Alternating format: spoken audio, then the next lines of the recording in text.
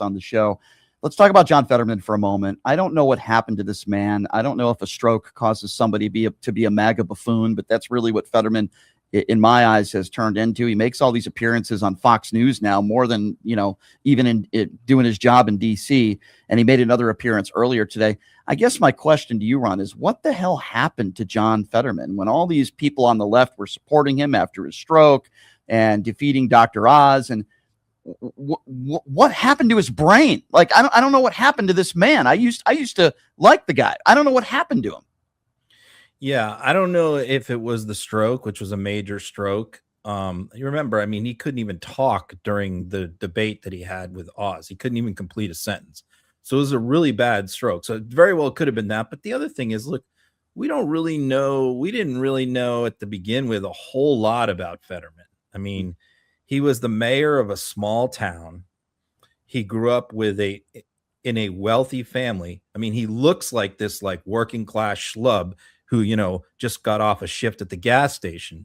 But he grew up in a wealthy family. He has never had a real job in his life. I mean, he's never served in the military. He's never had a career of any kind. He just grew up with money, and he went to college for a long time.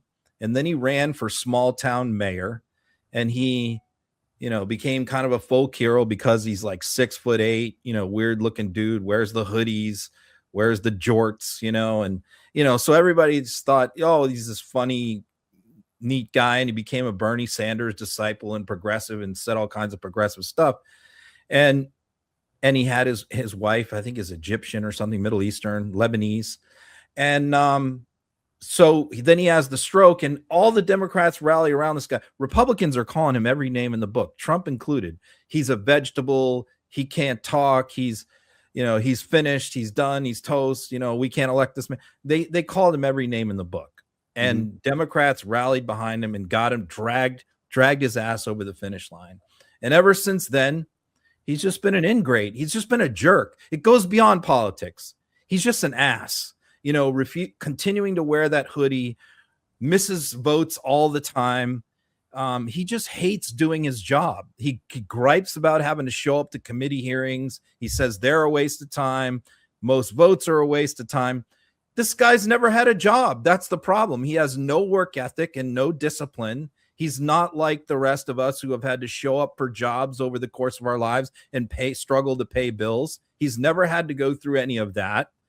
And he appears to not care very much about finding out. So, yeah, he's just kind of camped out. He's become Fox News's useful idiot, where he just goes on there and they bring him on to rip Democrats. And that's what he does day after day. He'll go on 3-4 times a day. He does nothing but criticize Democrats. And, of course, the Fox hosts love it. I mean, they got a Democratic senator who's willing to just go on and criticize Democrats every single day for nothing, half the time for nothing.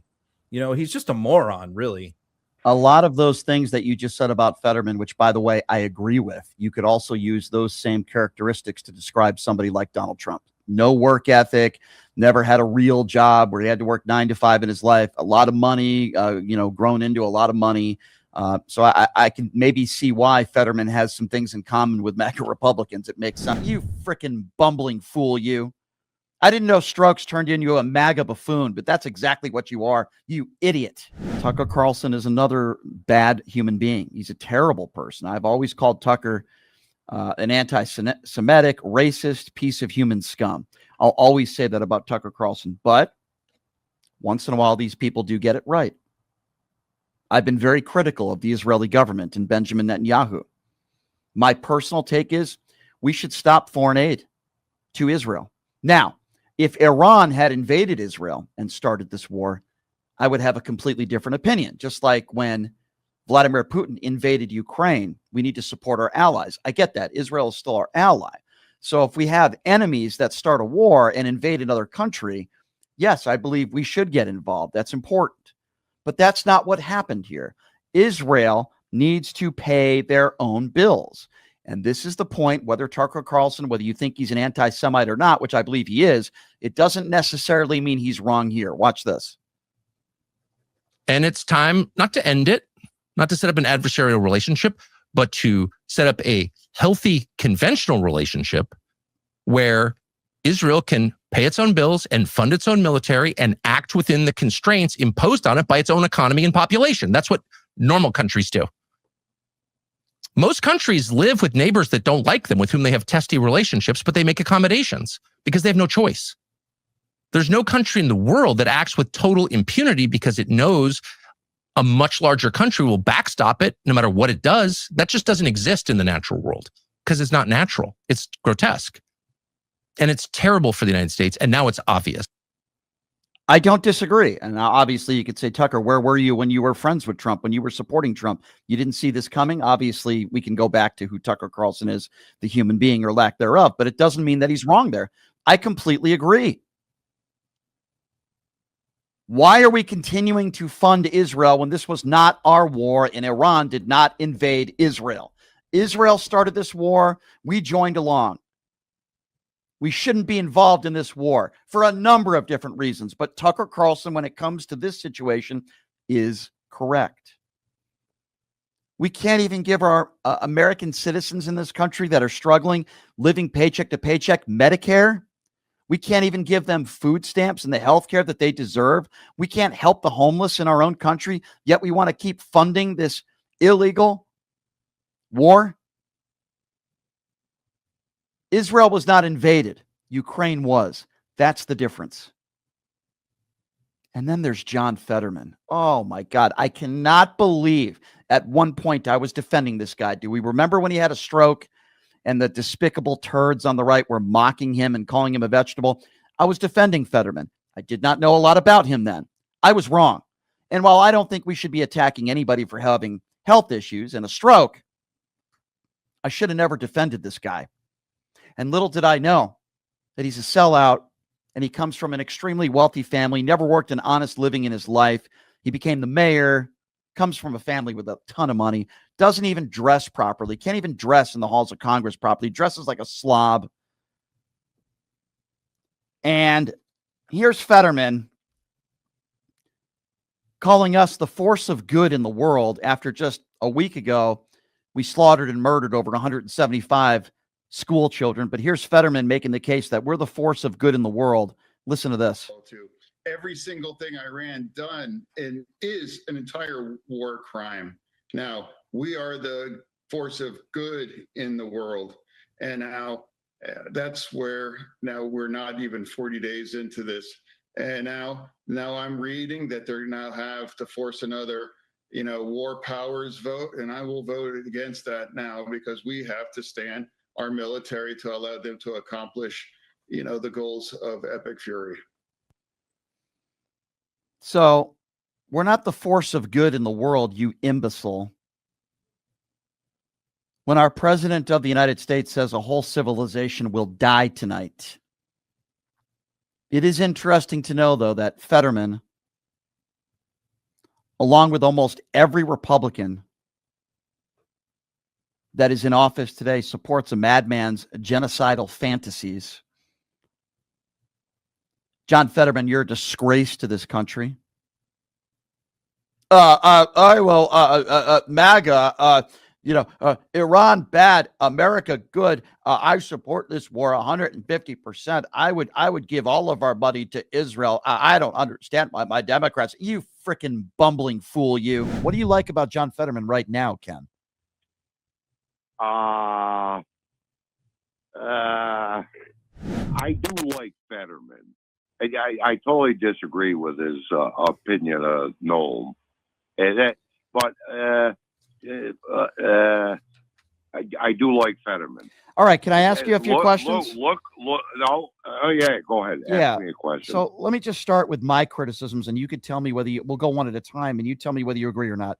Do you think it's proper for a congressman or congresswoman representing their constituents by wearing warm-up pants, sweatshirts into the halls of Congress and even during hearings? Do you think that's appropriate? Is that unprofessional?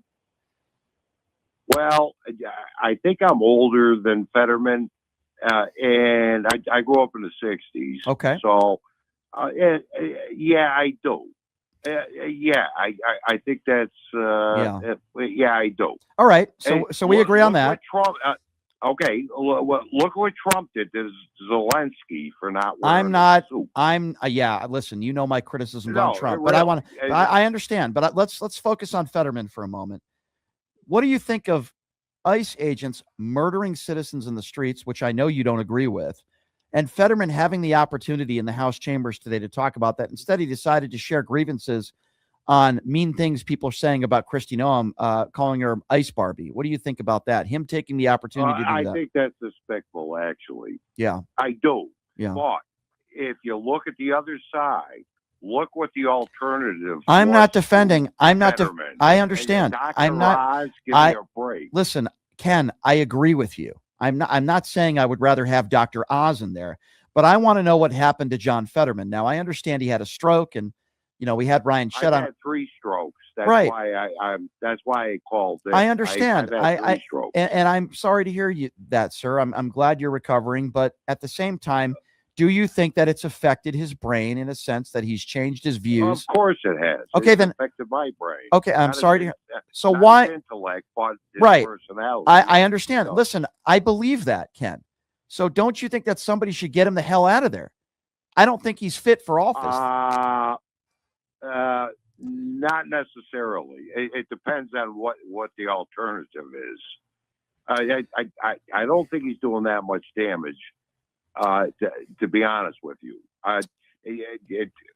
what he said in the last couple of days is despicable. Yes. Why is it that he fails to criticize the Israeli government in any way, shape, or form? He coddles to Benjamin Netanyahu. He fails to criticize the Israeli government for anything. Well, yeah, I can't answer that, but I think that's despicable too. I think he's wrong. I think he's wrong on so many issues, and I think he's embarrassing the Democrat Party as far as I'm concerned. I really do. Yeah. He's still better than the other options. I understand what you're. I understand. I'm not a Dr. Oz fan, and I've spoken to Dr. Oz, and I've gotten into it with him in Las Vegas. I don't like Dr. Oz. I agree with you. As bad as I think Fetterman is, I still would rather take him over Dr. Oz. But I don't think we should be defending John Fetterman. I think he's an embarrassment to the Democrats. And I think next go around, I think he should be voted out of office. I really feel that way. I think he's an embarrassment. Well, he probably will be out of necessity. I agree. What do you like about him? What do you like about John Fetterman these days? I'm not talking about the John Fetterman of a year ago. I'm talking about right now. I'm talking about the John Fetterman of a couple of years ago. Okay, fair enough. He was a great guy. You know what? I said a lot of very nice things about him a couple of years ago. I'm not doing that anymore. What do you like about John Fetterman right now, Ken?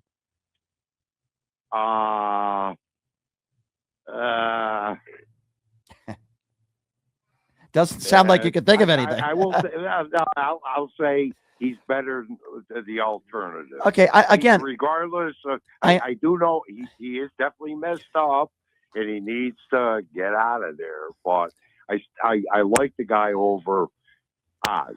I understand, but Fetterman needs to start to dress appropriately. He needs to stop playing footsie with MAGA. And I don't want to hear the excuse of, well, I'm just trying to work with the other side. No, you're not. He needs to stop coddling to Donald Trump and his cronies. And he needs to stop feeling bad for people like Kristi Noem. You know who he should feel bad for? The family of Alex Preddy. The family of absolutely. The family of Miss Good. I know, but he's not doing that. He's absolutely. He's not speaking up about it. Absolutely. He's not speaking up. That goes without saying. Right. And that was murder. And they're getting away with it. If you only have, we agree, Ken, but if you only have 5 minutes for your public remarks or statement or questions, and you decide to take half of that time to feel sorry for Kristi Noem, who, by the way, is getting paid a lot of money, who is completely incompetent because of some people calling her some names, then you don't deserve to be representing anybody in office. That's my personal opinion. I certainly appreciate your call, Ken. I appreciate your call, Ken. I got to move on to some other calls, and I'm glad you're feeling better. And I'm sorry about those strokes that you had, and we hope you make a full recovery.